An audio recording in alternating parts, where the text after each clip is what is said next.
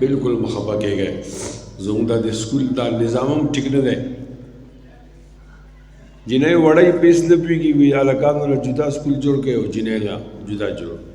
لیوني دي دا محکمه تعلیم وال پاګلان چې هغه لږه لویه شي میډل ول جدا جدا کوي. لا هغه پسې پوهېږي نه،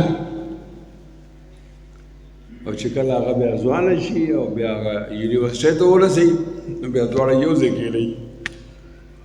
نو اوس کولی دی پال ولې کوو او بیا دی پال ولې مات کړو؟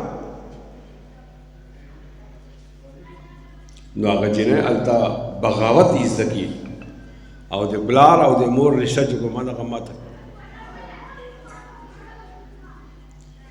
او بیا هغه جنۍ ځان له په خپله خاوند ګوري.